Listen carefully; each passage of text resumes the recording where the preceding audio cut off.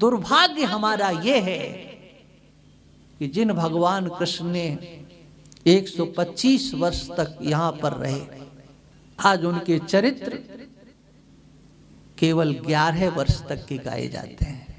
ज्यादा से ज्यादा गा लेते हैं तो रुक्मिणी का विवाह गा लिया, और आगे बढ़ गए तो बेचारा दीन दुखी सुदामा आ गया, गले से लगा लिया, अपनी भी झोली फैला दी। इतना ही कृष्ण भगवान का जीवन। 113 वर्ष उन्होंने इस धरा पर क्या किया, क्या इसका कोई इतिहास नहीं है? क्या भागवत में वो चरित्र नहीं है? और अगर है 113 वर्षों का वो इतिहास, वो चरित्र, तो समाज के सामने हे कथावाचकों क्यों लेकर के नहीं आ रहे हो? मेरा सबसे निवेदन है कि भगवान कृष्ण की कथाओं को कहने का तरीका कथावाचकों को बदलना पड़ेगा।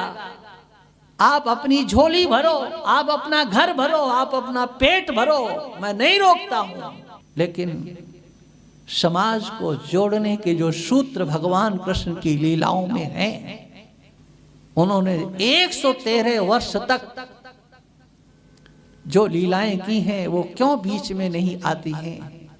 कैसे उन्होंने धर्म की रक्षा की? क्या ये भगवान कृष्ण का वचन मिथ्या है?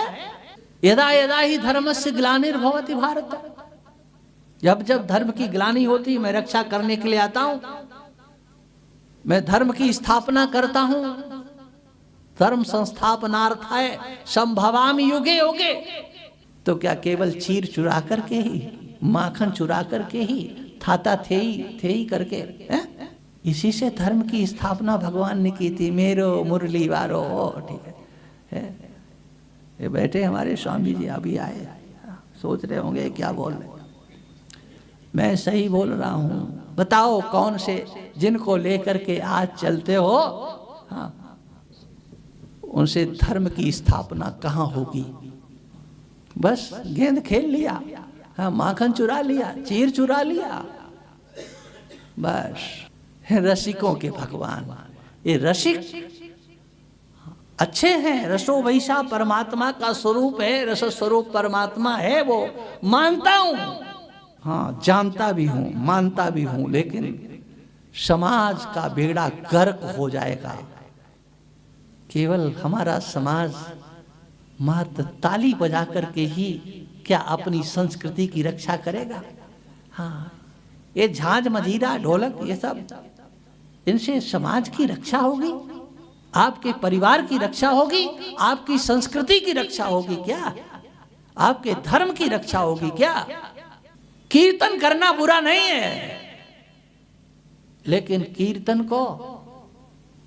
कीर्तन करने वालों को नपुंसकता के समुद्र में ढकेल देना, ये क्या है? हम केवल ताली बजाना सीखें?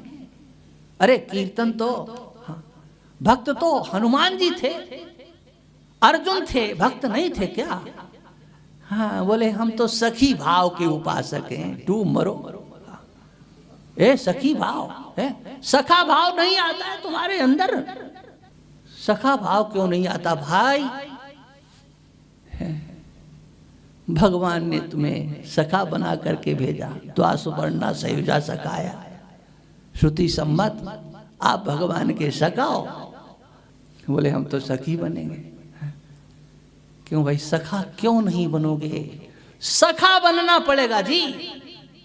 हाँ, सखा बन करके, भगवान कृष्ण के अनुयायी बन करके ही धर्म की रक्षा हो सकती है, राष्ट्र की रक्षा हो सकती है, समाज की रक्षा हो सकती है।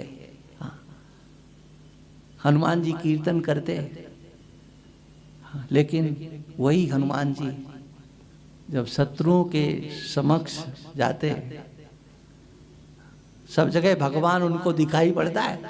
हाँ, वो चंद्रमा में भी भगवान देख लेते हैं।